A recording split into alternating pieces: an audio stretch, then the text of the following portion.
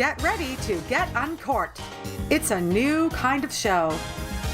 Starring me, Cindy Ashton. Wait, we don't have a special guest because it's the Almost Naked episode. Live from the streets of New York City. This is Cindy Uncorked. It's the week of Halloween. So, are you going to dress up like a sexy devil? Are you going to be an angel? Are you going to be a ghost? Are you going to be a witch? The wicked witch of the world! Ha! So I hope you're having a blast getting dressed up for this week, or maybe getting your kids dressed up if you have any. But here's the deal. We are not getting dressed up on this episode. It is the Almost Naked episode of Cindy Uncorked. And no, I'm not stripping down for the sake of tantalizing you. I'm actually stripping down to reveal the scars I've had from all my heart surgeries and really deliver the message that body shaming happens to everybody, not just people who are struggling with their weight. And so stay tuned. We have no adventure for this one. We're gonna go right into this where I strip down, and then we're gonna hear from stories from other people and what they've gone through, how they've overcome body shaming, and really give you some empowerment so that you can start to feel better about who you are and your body. And of course, at the end of the show, I'm going to give you a tip on how to learn to love yourself more. So let's get stripping. Let's get uncorked. All right, so I am super jazzed because today is all about looking at what body shaming really is. So in a nutshell, body shaming happens when somebody makes a judgment on us based on our looks of whatever that judgment is. The next part is for me to strip down. So as I am slowly stripping down, I just want to tell you a little bit about my story. So a lot of people watching probably look at me and go, oh, well, she's on the smaller side. I don't know what she's complaining about with body shaming. I know some of you are thinking about this. So what some people don't know is that I was actually born with heart failure and a 20% chance of living. And I've had multiple heart surgeries over my lifetime. They've cut me in the front, they've cut me in the back. And one of some of my earliest memories is, oh wait, I gotta reveal the scars in a second. Some of my earliest memories is me being on the playground and literally being beaten up on the playground because I had these giant scars that were fresh and red right from heart surgery. And throughout my life, I would have people come up to me and go, "Ew, what happened to you?" And with disgust, as if something was wrong with me. And so I'm so excited to show you my scars and show you how much I've learned to love them. So this is the one from when I was 5. And so at the time they had pulled my ribs out and it was all red and lumpy and beautiful. So as I continue, I'm gonna show you the scars on my back. And no, I'm not taking my bra off. Don't worry, you don't have to hide your children. It's all good. Okay, oh. And I think I get to take the shoes off too, which is fantastic because I'd rather be free in my bare feet. So I get to show you, oh wait, Spanx. Oh, okay, this is complicated, people. So one of the things that I learned from an early age, which was not true, but I thought it was true, is that because I had scars on my body, I was wronged in some way or another. There was something wrong with me. And I always had the message that I must have done, because I was so quote unquote ugly, there must have been something that I've done wrong. I got to do this without taking my underwear off. Hold on. This isn't, okay, Spanx really keeps you in. Oh, okay, hold on. Good thing I'm not mooning anybody behind me. So some of you might be able to relate this feeling like, what's wrong with me? People make fun of me. People say I'm ugly. There's something. And then for me, I just took it on myself that I started to believe that I deserved to be punished.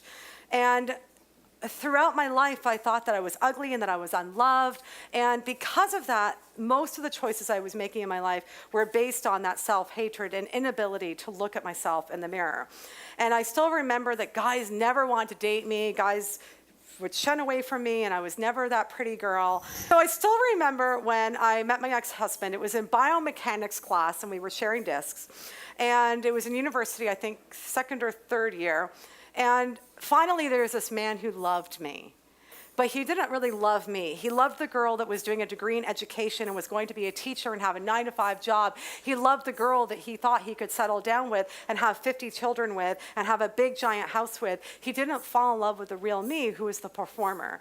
And because I never spoke up for the real me and I wanted to fit in and I didn't love myself, I married this person who wasn't right for me. And I allowed things like his parents always saying that I wasn't good enough and that I was ugly and that I wasn't a certain religion or I wasn't a certain what's the word? Ethnicity. I can't say this in front of, I can't say that word, but my audience said it for me. When we don't love ourselves, we get stuck in the fear and we don't truly make decisions that are empowered and we can't actually see what's happening on the other side. I remember I looked at myself in the mirror one day and I really looked at myself and I realized that I truly didn't love myself, that I actually hated myself, because who in their right mind would allow themselves to be mentally and emotionally abused if they love themselves? And that was a defining moment in my life. And it's been a lifetime of really being able to learn to love every part of me. And so when we talk about self-love, and my sage advice before we get to everybody else's story is that what I've learned is that self-love is not about loving all the good stuff in you, but it's about having love and acceptance for the scars on your body, for the fact that you can be bitchy some days. It's about loving and accepting all parts of you, because all parts of us live inside of us. And when we deny those parts is when we have self-hatred. So you get to see my scar on the back, and then we're going to go to other stories. Let's check this out. So this scar is from my heart surgery when I was 14. It goes all the way across. And it's super cool, because if you ever are trying to get my attention and you're tapping me on this side, it's all numb. And I'm like, oh, I'm sorry, I didn't realize you're there. So it's super fun. But here's my story. My sage advice again is love all parts of you and be proud of who you are. There's nothing to fix. Now let's go and hear what everybody else's stories are. This segment of Life in the Streets has been brought to you by The Diet Rebellion by Dr. Carrie Fullerton. Live life, love food, be free.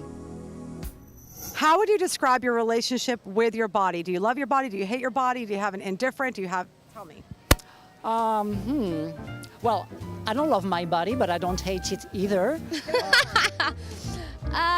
Okay, well, I actually love my body, and I'm one of those people that I try to eat naturally every day. I love to work out, and I'm not about binge eating. I enjoy just the good, the bad, and the ugly, but all in moderation. I now love my body. I have had a journey.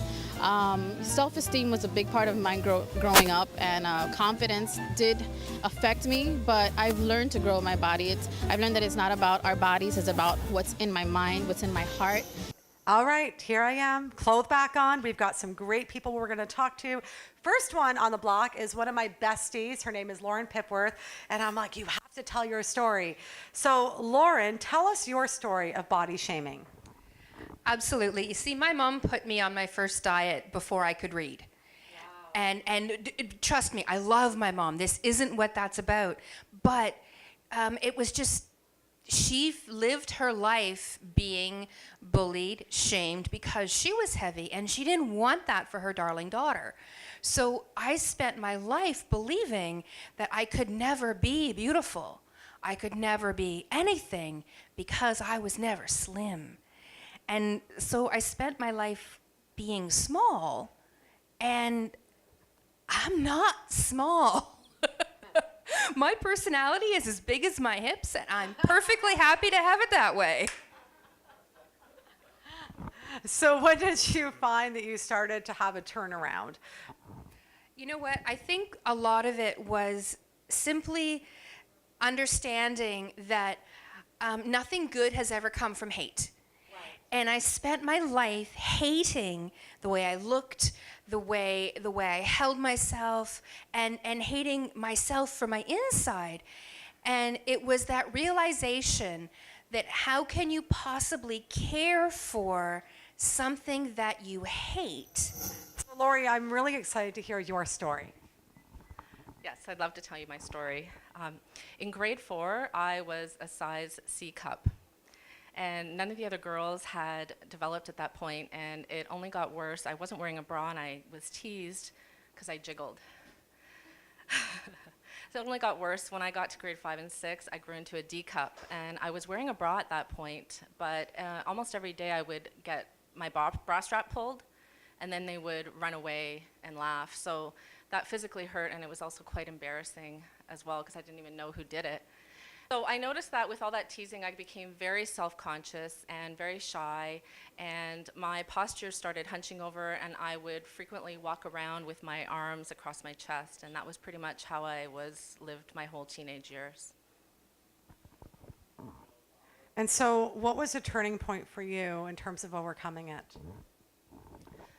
My husband was very supportive. He always told me what a gorgeous body I had through both my pregnancies and beyond, and we've been together for over 23 years. So, our next guest up is one of my bestest friends in the whole wide world. This is Alvin Wilson. Hello, darling. He really is one of my bestest friends in the world. So, Alvin, we want to know about your story of body shaming. Tell us a little bit about what you've gone through. Well, when I was a youngster, I was extremely tall and skinny, and so I was called a number of names: skin and bone, all ribs, and thread. So those were my nicknames, and needless to say, I was always really, really angry. Yeah. And so I was always in scrabbles, fights, and I really felt ashamed of myself.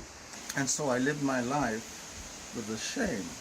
And so there were no photographs of me growing up, no beach for me, no soccer because I had to wear shorts. So I really did not participate in a lot of things because of the shame I had around my body. And you know, one of the things that I'm so appreciative of is that when it comes to body shaming, we have a perception that it's really around women. Women, their boobs aren't big enough, or they're not skinny enough, or and I appreciate the bravery that it takes for you to share that men have body shaming too. We do. As a matter of fact, one of the great issues for men is the size of their cocks. I got away from the environmental shaming in Jamaica, because Jamaica I live in a close community, and so coming to the United States, I was anonymous, and for some reason, people in the United States, they do not seem to tease as much, and they're more accepting. I think it's because of the broadness of the amount of the different cultures. And so I was on a plane, I was going to London, and someone left in the seat of the plane a book on nudism. Right. So I started leafing through, and I saw people who were yay big, people who were yay big, and people who were really tiny, and all shapes. And so I said, maybe that's where I need to go. And so you went to a nudist camp. So I went to a nudist camp. I love it, and that was part of your healing. That was part of my healing. Love it. Well, for me, I guess it's a little bit different. And that is that for many, many years, I experienced gender dysphoria. So I'm a woman with a transgender history. And what that means is that I spent much of my life living in the wrong body. And this was a body that I just did not identify with. It didn't match who I was and how I identified and how I wished to express myself. So for me, the body shaming, it was less about real shaming, and it was just about being uncomfortable. How did I get past it? I got past it by taking necessary therapeutic steps.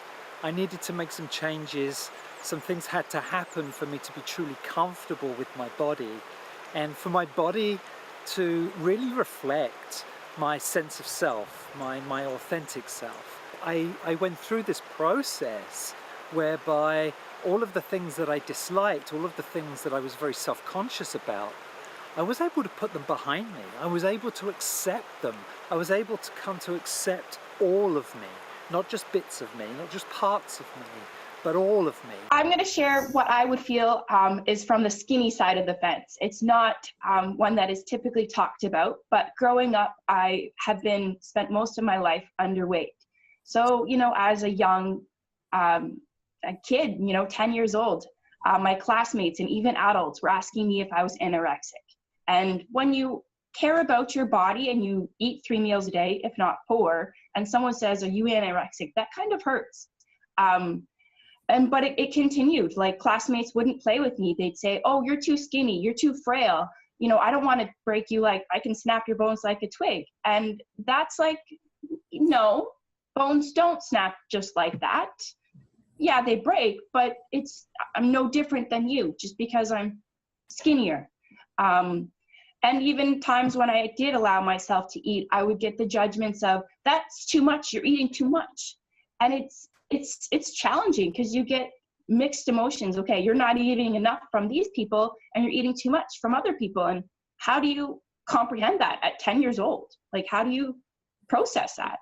So with that, I grew up with a lot of limiting beliefs as, okay, I can only eat so much when someone else is in the room, or, I have to hide my snacks or things like that because, it made people uncomfortable. Growing up, and in the last few years, I spent a number of years working with a life coach. And as we've been working through some of the emotional stuff, some of the limitations on this topic of body shaming have come up. And that's been actually really interesting. So since the beginning of this year, I've actually been able to gain 15 pounds, which is, for me, exciting. I'm like, yay! Because I started listening to my body more. I started listening to what works for its food-wise, or how much it desires and requires when I eat and exercise and things like that. And that has actually been very exciting for me. So it's been a very cool journey, but I want to just say life is not always easier on the skinnier side of the fence. Next up, we have a commercial break and live from the streets. After that, our brave guests share some very sage advice on how you can overcome body shaming. Are you truly living in the now, or are you just okay, caught on an endless hamster wheel of work, struggling to be the mom you desire to be, and feeling your relationships straining under the pressure? Hi, I am Yai, and my course, Prosperity Now, will show you how to stop tolerating just okay and tap into the joy of abundance. When you powerfully live in the now, you will have a career that lights you up, raise happy and fulfilled children, and cultivate a deep, loving relationship with your partner. Go to prosperitynowcourse.com for more information on how to create your prosperous life by harnessing the power of now. Want more Cindy? Join her and professional speaker Jason Reed on the Speaking for Profit podcast as they talk about how you can influence your audience, whether it's one person or 1,000. How uncorked do they get? You're going to have to tune in to find out. Do you think that some people are shamed more than others? Definitely. Unfortunately, some women that are heavier have a little bit of self-confidence issues. Definitely, yes. I think it goes on both ends of the spectrum. I think that people look for weak spots, maybe quiet people who are shy, and they probably do. They look for people who are vulnerable. And I think it's key to always to step into that confidence. And it may be specifically women that are young and still don't know how to just be able to step through that and not take other people's opinions so seriously. So if you're anything sort of outside the middle ground. Tell us how body shaming is in that area. Yes, thank you, Cindy, for having me. A lot of my clients unfortunately experience body shaming episodes in their lives. What it looks like, actually, people look at them and they may see some kind of physical defect. They may see, let's say, a stuttering. They may see maybe some unusual features. And people comment, people stare. So that brings unnecessary attention to clients who already have some issues with self-esteem, let's say anxiety, depression. So it's all tied together. The number one advice I always say, look at yourself through the eyes of who love you. I'm positively sure you have at least one person in your life who truly loves you and accepts as you are. Look at yourself through their eyes. To them, you are as you are. You're perfect. You're perfect because it's you. Whatever you think your issues are, those are just differences that we all present to the world. So look at yourself as you would look at somebody who you love, your friend, your relative, let's say your mom or your child, and you love them unconditionally. Give the same love to yourself. For people who do find themselves judging others who are dealing with mental health conditions, what's your advice to them? Right. One of the greatest view of psychology is what we reject in others. It's what we actually should work in ourselves. Meaning that if you look at somebody and you criticize somebody's weight, somebody's look, somebody's presentation, think what it brings up in yourself. Are you insecure about something in yourself, which is totally fine, but just acknowledge that this is something that you identify with and you may not like it, but the other person has really nothing to do with your own issues. So can you give our viewers some sage advice on what they can do if they're having a lot of self-hatred? Absolutely. I started just from a place of curiosity.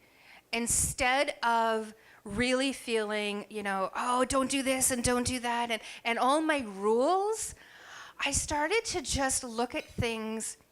Isn't it interesting that I have decided to eat 17 fudge sundaes in a row? Why did I do that? Instead of, Lauren, what did you doing? What was it that made me do that? And instead, so not making myself wrong, not making myself any less than who I was, but looking at what it was that made me feel that way. A very wise woman once said to me, if you live your life as a victim now, you will always be one. And when I decided to step out of victim and into just, first I pretended I was confident. I acted. I wasn't confident. But the more I acted and the more I accepted who I was and, stood a little bit taller and practiced my posture, all of a sudden I became confident. So I always love to ask my guests this, because as much as we don't like to admit when we do stuff that we don't like about ourselves, we just have to own it. And so I want you to own times when you've body shamed somebody. There's so many. Okay, one. Only one, but there's so many times that I've done it. Yeah, me too. And realistically, my challenge is people who look physically perfect in my eyes. Love your body and love all of yourself. And you're unique in your own right. And we came here in physical bodies to experience humanness, and love the parts that you enjoy and celebrate the parts that you love, and learn to accept the parts that you don't love so much, because it's your body and you have to live in it for the rest of your life, so why be miserable? It's most important for them to realize that we are individuals, and if your biology does not require you to weigh 190 pounds, if you try to do that, you're putting yourself at risk health-wise. Right. Accept who you are, and mark you, the body we have, it's the only one we're going to get. Yeah. And you can enhance it by keeping it fit, by eating properly, resting, etc. But other than that, just love the house you were in. And passing is the need to be accepted by society. And so you're holding yourself to some kind of standard that society has for men and for women. And you don't have to be trans to experience this. So one example that comes to mind is people like Naomi Campbell and Cindy Crawford and people of that nature that are naturally, as cisgendered women, beautifully tall, and their stature is just gorgeous. as people, we portray, all too often, we portray this concept, this ideal, this perfect man, this perfect woman. There is no such thing. We are individually, imperfectly perfect. And as soon as we come to realize that, and we accept ourselves for who we are, then the love comes from within, and we can suddenly feel comfortable. And we don't give a damn about whether we pass or not. We are who we are. The third part that I didn't mention is kind of acknowledging how some judgments actually make me feel, like acknowledging the hurt, or, you know, being present with the emotions that come up. You know, we do talk about life coaching and acknowledging the limitations, but it's also acknowledging the emotions.